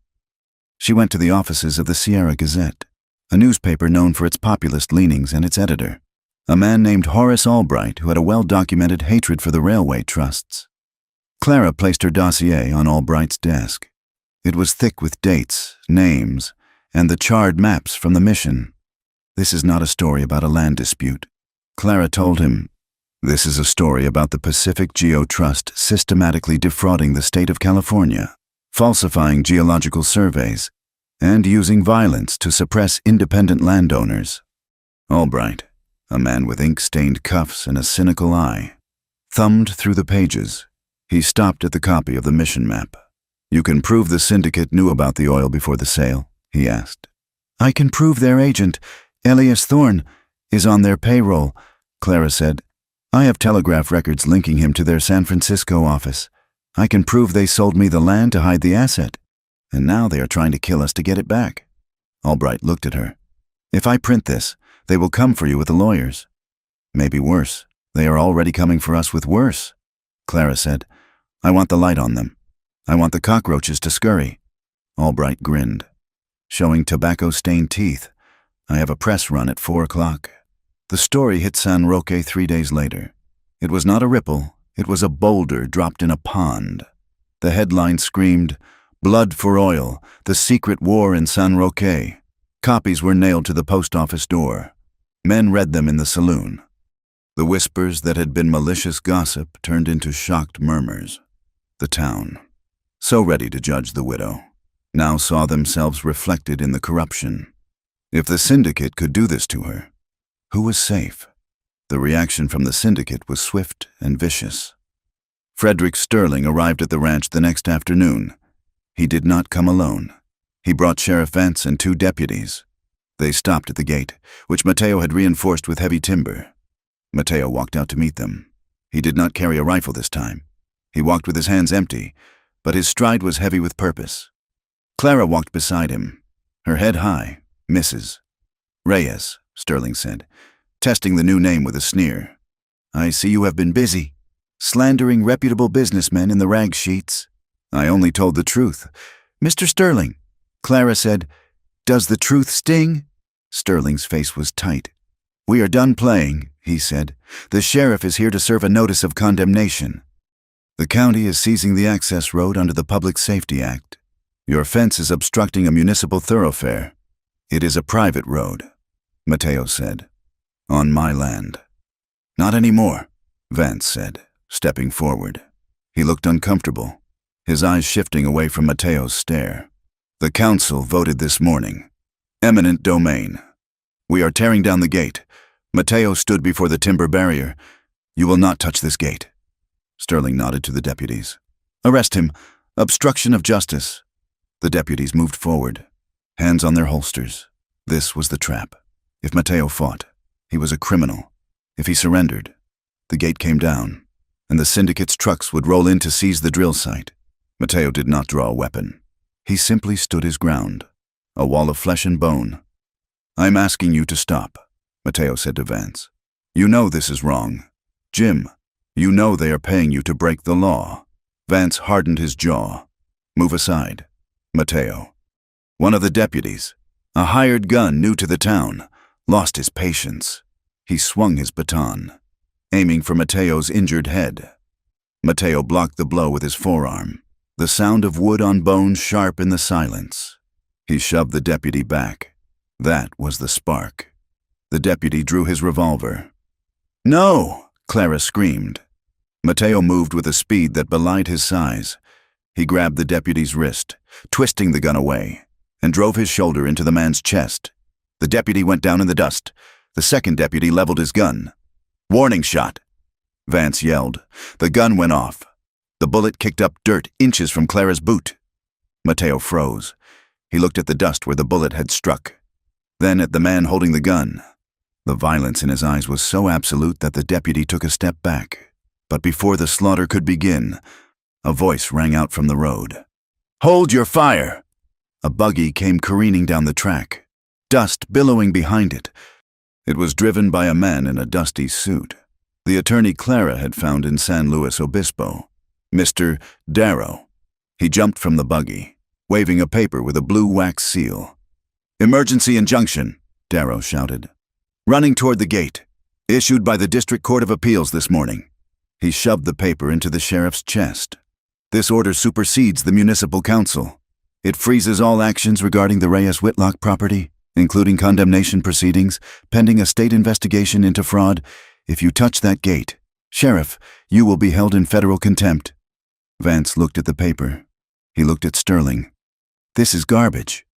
Sterling spat. It is a court order, Vance said, and the relief in his voice was audible. He holstered his gun. I am not going to federal prison for you. Sterling. Sterling looked at Clara and Mateo. He saw the wall they had built. He saw the lawyer. He saw the defeat. This is not over, he hissed. Get off my land, Mateo said. Sterling turned his horse and rode away, the dust of his departure bitter in the air. That night, the adrenaline crash left them both shaking. The ranch was quiet. The deputies were gone. The gate still stood. Clara stood in the kitchen, her hands gripping the edge of the sink. She felt a trembling in her legs that would not stop. It was the bullet, the inch of dirt that had saved her life. Mateo came up behind her. He did not speak. He wrapped his arms around her waist, pulling her back against his chest. He buried his face in the crook of her neck. They stood there for a long time, breathing in the scent of each other. Dust, sweat, fear, and life. I thought he was going to kill you, Mateo whispered against her skin. When that gun went off, he turned her around. His hands cupped her face. his thumbs tracing the line of her cheekbones. "You are my wife," he said. The word was no longer a legal term. It was a vow. It was a claiming. Clara looked up at him. She saw the man who had stood unarmed against a gun for her. She saw the partner who had pulled her from the wreckage of her own mistakes. "I am your wife," she answered. The kiss that followed was not like the first one in the barn. That had been a collision. This was a surrender. It was fierce and deep, fueled by the terrifying realization that they belonged to each other completely. Mateo lifted her, sitting her on the edge of the sturdy oak table. His hands moved over her, desperate to confirm that she was whole, that she was real. Clara pulled him closer, her fingers tangling in his dark hair, the roughness of his coat against her arms grounding her. They did not make it to the bedroom. In the flickering light of the kitchen hearth, amidst the maps and the legal papers that littered the table, they consummated the marriage that had begun as a lie and ended as the only truth they had left. It was an act of defiance against the death that stalked them, a reclaiming of the joy the world tried to deny them. Later, lying together on the rug before the dying fire, wrapped in a blanket, the silence was peaceful. "We won," Clara whispered. "We survived," Mateo corrected, kissing the top of her head. "Winning comes later. The victory, however, was already in motion." 2 days later, the sound of a heavy engine echoed up the valley. It was not the syndicate. A caravan of wagons arrived, bearing the seal of the State of California Geological Survey. Men in official uniforms began to unload equipment. They were accompanied by 2 Texas Rangers, hired by the state to ensure the peace. The lead investigator, a man named Colonel Harris, rode up to the porch where Clara and Mateo stood waiting. "Mr. and Mrs. Reyes?" Harris asked. "We are," Mateo said. "We have a warrant to conduct a geological assessment of the boundary line," Harris said. "Based on evidence provided to the Attorney General regarding potential fraud by the Pacific Geo Trust." He looked toward the ridge. "If there is oil down there, folks, we are going to find it. And if there is, the state is going to want to know why a certain corporation tried so hard to hide it." As the surveyors began their work, hiking up the trail to the Ojo de Brea, a rumor began to drift back from the telegraph office in town. The stock of the Pacific Geo Trust had dropped 10 points in San Francisco. The investors were panicking. And in the saloon, the men who had shunned Mateo and mocked Clara began to talk differently. They talked about the oil. They talked about the massive dome that lay under the ridge. And they whispered that if the drill hit, the widow Whitlock, no, Mrs. Reyes, and the rancher would be the richest people in the valley. Clara and Mateo stood on the porch, watching the state men climb their hill. "They are going to drill," Clara said. "Let them drill," Mateo said. He put his arm around her shoulders, pulling her into his side. "We know what is there." Clara looked at the land. It was still harsh, it was still dry, but it looked different now. It didn't look like a trap, it looked like a future. And she knew, with a certainty that settled in her bones, that whatever came out of that ground, black gold or salt water, they would face it standing together. The arrival of Colonel Harris and the state geological team did not bring immediate peace to San Roque. It brought a suffocating, static tension, like the air before a lightning strike. The town was occupied territory now, caught between the entrenched power of the Pacific Geo Trust and the slow, grinding machinery of the California Attorney General's office. The syndicate knew its window was closing. Frederick Sterling, stripped of his smooth veneer, moved through the town like a trapped wolf. He knew that if the survey confirmed the anticline, the fraud would be undeniable. He needed to break the chain of evidence, and the weakest link, in his estimation, was the man he had already painted as a villain. On the second night of the investigation, a shadow moved near the back of the livery stable where the state team had stored their equipment. A fire here would destroy the theodolites and the transit levels, delaying the survey for weeks. Weeks that Sterling could use to maneuver. But he needed a scapegoat. Sheriff Vance, sweating and pale, was dispatched to the Rancho Soledad with a warrant for Mateo's arrest. The charge was conspiracy to commit arson. The evidence was a crate of dynamite allegedly found in Mateo's buckboard wagon, a crate that had been placed there by one of Sterling's own men an hour before. Vance rode up to the ranch house at midnight, accompanied by 4 deputies, but they did not find a sleeping house. They found the yard illuminated by lanterns. Mateo stood on the porch. Beside him stood Colonel Harris, smoking a pipe, and flanking them were 2 Texas Rangers, their badges glinting in the lantern light. "Sheriff," Harris said, his voice calm and dry as the dust. "You are out late. I have a warrant," Vance stammered, pulling his horse up short. "We found explosives. This man is planning to sabotage the state inquiry." Harris took the pipe from his mouth and tapped the ash onto the porch rail. "Is that so?" Harris asked. "That is fascinating, Sheriff, because Mr. Reyes has been sitting here with me for the last 4 hours, discussing the history of the land grant, and his wagon has been in the barn, under the guard of my rangers, since sundown." Vance looked at the rangers. He looked at Mateo, whose face was a mask of cold judgment. He realized, with a sinking terror, that he had walked into a wall he could not climb. "If there is dynamite in that wagon, Sheriff," Harris continued, "then someone else put it there. And I think we should find out who. The frame-up collapsed before it could begin. The clumsiness of the attempt only sharpened the investigators' appetite for the truth." The next morning, the battle moved from the shadows to the parlor of the town's hotel, which Harris had commandeered as a temporary hearing room. Sterling sat at one table, his lawyers flanking him like vultures. Clara and Mateo sat at the other. Clara placed her satchel on the table. She opened it, not with anger, but with the precision of a surgeon preparing to cut. She laid out the dossier. "Here is the original deed," Clara said, her voice clear in the hushed room. "Here is the correspondence from the man calling himself Elias Thorne, postmarked from the same building in San Francisco that houses the Pacific Geo Trust. Here's the affidavit from the clerk in the county archive, admitting he was paid $20 to misfile the 1852 survey." Sterling's lawyer stood up. "This is circumstantial," he objected. Clara did not look at him. She pulled out the final piece of evidence, the scorched map from the mission, preserved between 2 sheets of glass. "And here," Clara said, "is the proof that you knew. You knew about the Ojo de Brea. You knew the dome ran under Lot 7. You sold me the land to hide the asset from your competitors, intending to steal it back once you had forced Mr. Reyes off his ranch. You did not sell me worthless rock. Mr. Sterling, you sold me the treasury of California, and you tried to kill us to get it back." Harris leaned forward, examining the map. He looked at the Spanish script. He looked at the notes. He turned to Sterling. "This map matches the preliminary data my men brought down from the ridge this morning." Harris said, "The structure is there." Sterling slammed his hand on the table. "It is a forgery."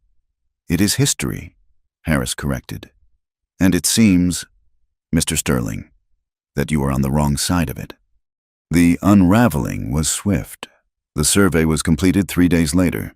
The state engineers confirmed what Holloway had seen and what the old friars had noted. A massive geological anticline, an arch of rock trapping a sea of oil, ran directly beneath the boundary line of the Reyes Ranch and Clara's Strip. The land was not just valuable, it was strategic. It was the cork in the bottle. With the geological truth established, the legal house of cards built by the syndicate fell apart. The Attorney General issued indictments for fraud and conspiracy. Sheriff Vance was suspended pending a corruption inquiry. He turned in his badge without a word, walking out of the office a diminished man. Councilman Pruitt, the banker who had sneered at Clara, attempted to board the northbound train with a suitcase full of bank bonds. He was apprehended at the station by the Rangers. The town of San Roque watched the mighty fall. The structures of power they had assumed were absolute. The bank, the law, the company were revealed to be rotten, and the people they had ostracized, the widow and the outsider, were the ones holding the hammer. The social prejudice did not vanish overnight. Decades of learned bias are not erased by a single court ruling. But the silence in the street changed. It was no longer a silence of contempt. It was a silence of reckoning.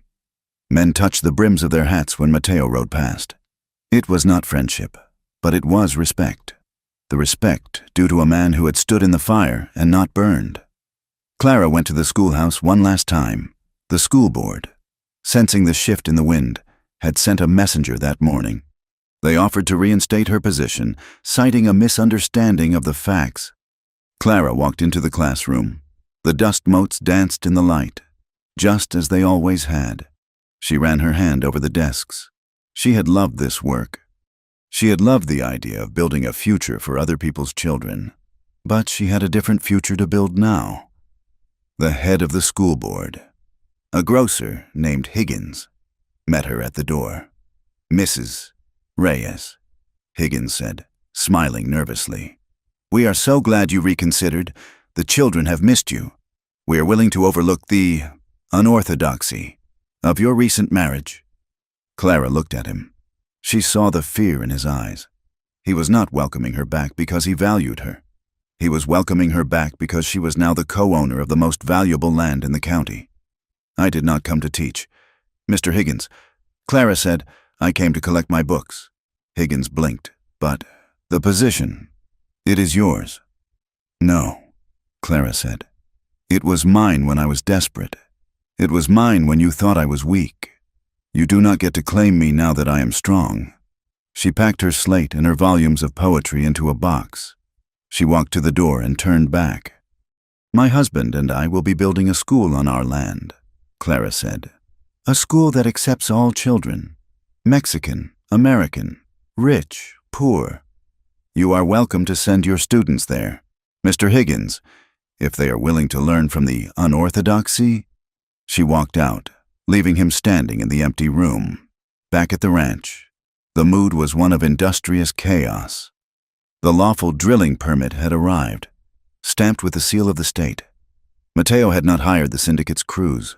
Instead, he had sent word to the neighboring smallholders, the men who had been squeezed by the trust, the ranchers who had lost water rights, the farmers who had been bullied. They came with wagons, with tools, with strong backs. They saw the fight at Rancho Soledad not as a business venture, but as a stand. If Mateo Reyes could beat the trust, maybe they could too. They built the rig. It was a cable tool rig, powered by a steam engine Mateo had salvaged and repaired. It was a noisy, clanking beast of iron and wood, sitting over the hole where Mateo had nearly died. The drilling was slow. Days turned into weeks. The rhythmic thud, hiss-thud of the bit became the heartbeat of the ranch. Clara and Mateo worked alongside the men. Clara managed the logistics, feeding the crew, tracking the depth, managing the water supply. Mateo worked the steam engine, his hands permanently stained with grease. There was no romance in it. It was loud, dangerous, filthy work. But in the evenings, when the engine was silenced, they sat on the porch, listening to the cooling metal tick in the dark. "Do you think it is really there?" Clara asked one night, looking at the stars. "It is there," Mateo said. "The earth does not lie. Only men do." He reached out and took her hand. His grip was solid. They were no longer two lonely people clinging to each other for survival. They were a single entity, forged in the crucible. The strike happened on a Tuesday, at 2 in the afternoon. There was no warning rumble. There was just a sudden, violent hiss, like a steam locomotive venting pressure. The men on the platform shouted and scrambled back. The walking beam of the rig shuddered, and then, with a roar that shook the ground, the column of black fluid shot into the sky. It did not look like gold. It looked like a monster. It sprayed over the top of the derrick, coating the men, the ground, and the sky in a slick, dark rain. The smell was overpowering. Sulfur and raw earth. "Oil!" one of the hands screamed.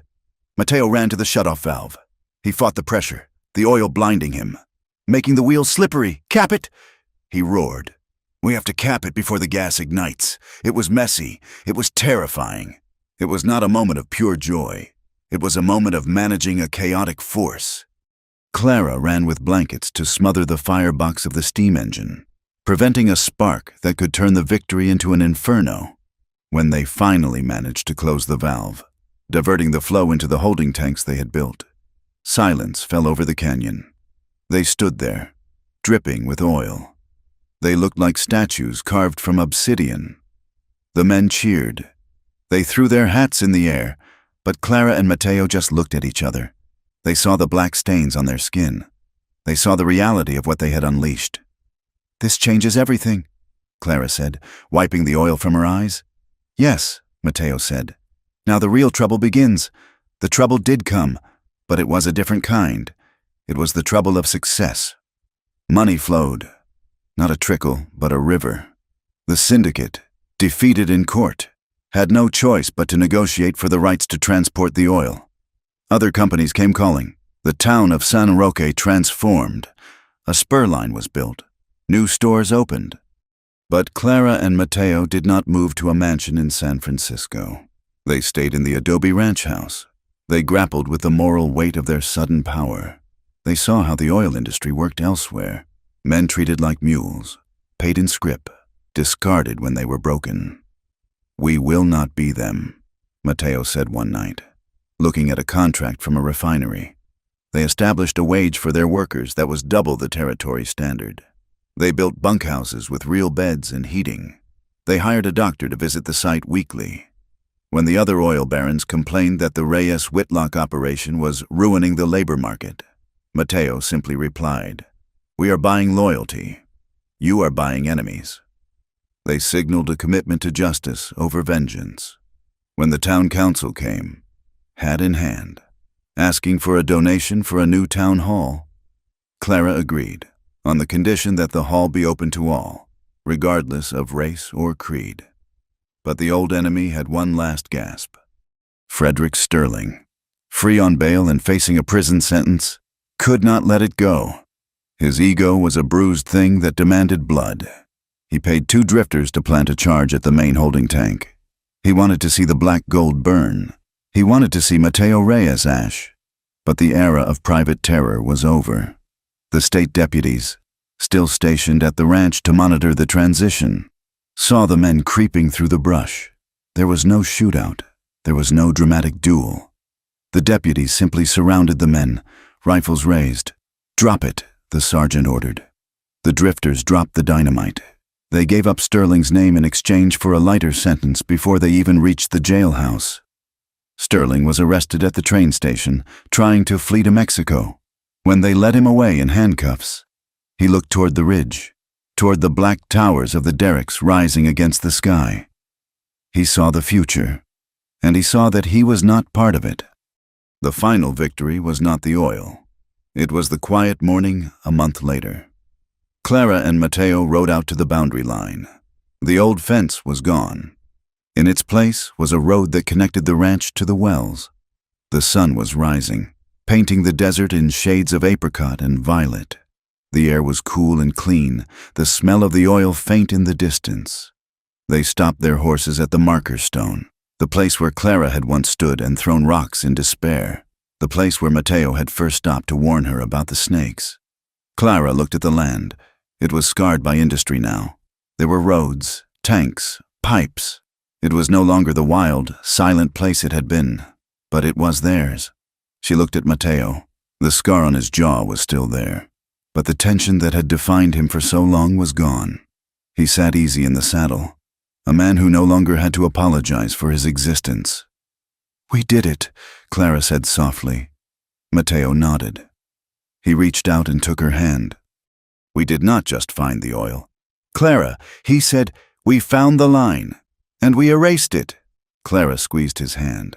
She thought of the journey, the shame of the swindle, the heat of the ridge, the terror of the nights, the fierce, desperate love that had grown in the cracks of their survival. She realized that the treasure was not the black dome beneath their feet. The treasure was the man sitting beside her. The treasure was the dignity of being able to choose their own life. "What do we do now?" Clara asked. Mateo looked at the horizon, where the new day was breaking over the changing west. The world was moving faster now. The open range was closing. The machines were coming, but they were ready. "We live," Mateo said. "We just live." They turned their horses toward the home they had defended, riding side by side, not as widow and outcast, but as kings of their own dust. crossing the threshold into a future they had carved with their own hands. Thank you for listening to this story. It has been a journey through the dust and resilience of the American frontier, and I hope Clara and Mateo's fight for dignity resonated with you. I would love to hear from you. Please comment below and tell me where you are listening from. It is always fascinating to see how far these stories travel. If you enjoyed this tale, please subscribe to From Wild West for more stories of love, survival, and the history of the frontier. Share your thoughts in the comments. I read every one of them. Until next time, keep your eyes on the horizon.